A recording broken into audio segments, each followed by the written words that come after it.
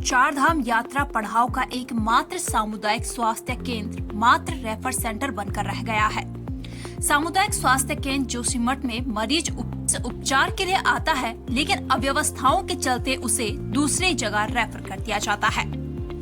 आपको बता दें कि सामुदायिक स्वास्थ्य केंद्र जोशीमठ बद्रीनाथ धाम यात्रा पड़ाव का अंतिम स्वास्थ्य केंद्र है। यहाँ से बद्रीनाथ हेमकुंड साहिब जाने वाले श्रद्धालु यात्रा करते हैं, लेकिन जोशीमठ स्वास्थ्य केंद्र खुद ही वेंटिलेटर पर है। कई बार सूबे के स्वास्थ्य मंत्री सामुदायिक स्वास्थ्य केंद्र का निरीक्षण भी कर चुके हैं, लेकिन फिर भी हालात जस के तस बने हुए हैं। वहीं मंगलवार देर थैंक मोटर मार्ग पर देर शाम एक वाहन दुर्घटनाग्रस्त हो गया था, लेकिन घटना स्थल पर ना तो समय से स्वास्थ्य विभाग की एम्बुलेंस पहुंच पाई और ना ही 108 सेवा, जिससे 2 लोगों को अपनी जान भी गंवानी पड़ी। अगर समय रहते एम्बुलेंस घटना स्थल पर पहुंच जाती और उन्हें समय पर उपचार मिल जाता तो उन 2 लोगों की जान बच सकती थी। अब ऐसे में प्रश्न उठता है कि आखिर इन सब का दोषी कौन है।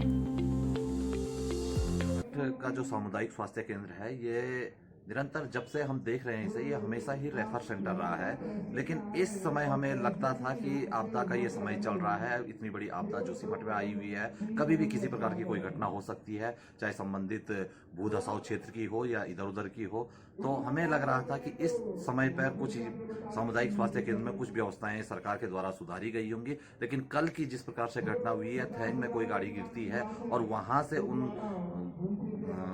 उपचार के लिए उनको सामुदायिक स्वास्थ्य केंद्र जोशीमठ पहुंचाने में ही काफी समय लग जाता है। सामुदायिक स्वास्थ्य केंद्र जोशीमठ में पहुंचने के बाद भी उनका उपचार यहां पर न होके उनको रेफर कर दिया जाता है गोपेश्वर के लिए, और गोपेश्वर जाने के बाद भी उनको सही स्वास्थ्य उपचार नहीं मिल पाता है और उसके पश्चात उनको वहां से रेफर करने के बाद लगभग पूरी रात उनकी केवल रेफर में ही कट जाती है। तो इस तरह से अगर हम बात करें कि भाई अगर ये व्यवस्था इस जोशीमठ सीमांत क्षेत्र की है, ये पर्यटन के हिसाब से ये महत्वपूर्ण पड़ाव बद्रीनाथ मार्ग का है और यहाँ पर इस प्रकार की व्यवस्थाएं हैं, तो निश्चित रूप से ये एक बहुत बड़ी भूल कहूंगा कि जोशीमठ में इस प्रकार की व्यवस्थाएं होना और किसी प्रकार का कोई डॉक्टर का ना होना।